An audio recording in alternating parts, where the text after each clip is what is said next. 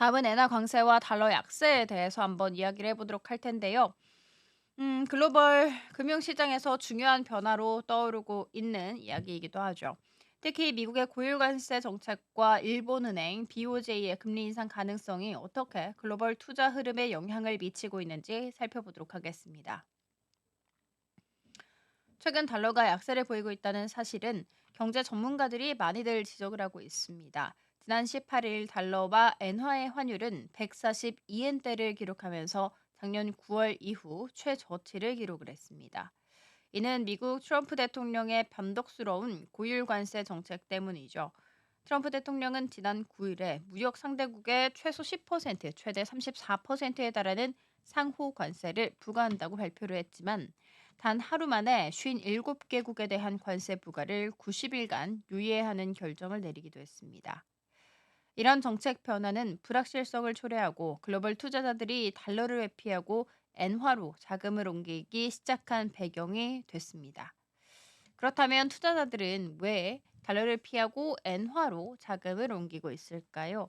그 이유는 첫 번째로 엔화가 안전자산으로 인식되고 있기 때문입니다. 일본은 전통적으로 안전자산으로 간주되는 국가 중 하나입니다. 글로벌 투자자들은 경제 불확실성이 커지면 엔화를 선택하게 되는데 현재 상황에서도 엔화는 달러의 대체 자산으로 떠오르고 있습니다. 특히 일본은행 BOJ의 금리 인상 가능성도 엔화 강세에 큰 영향을 미쳤습니다. 우에다 가조 BOJ 총재는 최근 금리 인상의 가능성을 언급하면서 이는 엔화 가치를 더욱 강하게 만들 수 있다는 신호로 해석되고 있습니다.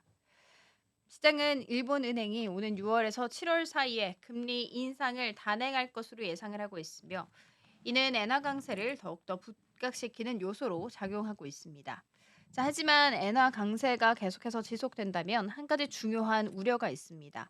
바로 엔캐리 트레이드 청산이라고 볼 수가 있겠죠. 일단 엔캐리 트레이드는 일본의 저금리 정책을 이용을 해서 엔화를 빌려서 다른 고금리 국가의 자산에 투자하는 전략입니다. 이러한 트레이드가 급격히 청산이 된다면 글로벌 금융시장은 큰 충격을 받을 수밖에 없습니다.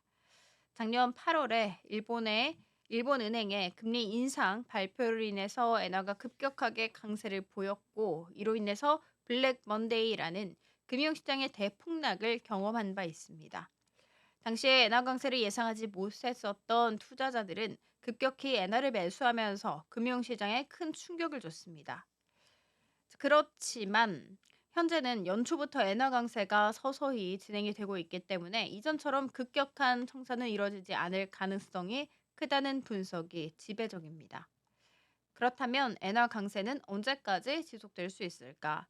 전문가들은 엔화 강세가 단기간에 끝날 가능성은 낮다고 보고 있습니다. 일본은행의 금리 인상 기조가 본격화되면 엔화의 상승세는 계속될 가능성이 큽니다.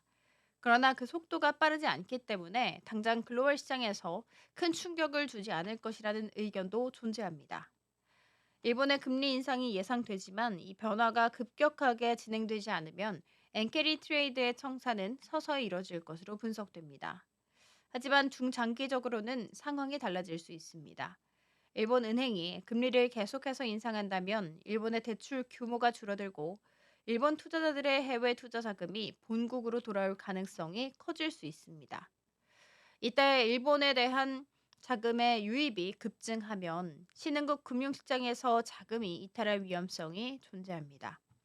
특히 엔캐리 트레이드 규모가 506조 6천억 엔에 달할 정도로 큰 규모를 자랑하는 만큼 이 자금이 대거 청산이 된다면 신흥국 통화와 또 증시의 변동성이 커질 수 있습니다. 지금까지 살펴본 것처럼 달러 약세와 엔화 강세는 단기적인 변동성을 넘어서서 글로벌 경제와 금융시장에 상당한 영향을 미칠 수 있습니다. 특히 일본은행의 금리 인상과 엔캐리 트레이드의 청산 가능성은 중장기적으로 글로벌 시장의 변동성을 키울 수 있습니다. 그러나 당장 시장에 큰 충격은 없을 것이라는 분석도 많이 나오고 있습니다. 각국 중앙은행의 통화 정책과 글로벌 경제 상황을 지켜보면서 향후 몇 달간의 변화를 면밀하게 추적할 필요가 있을 것 같습니다.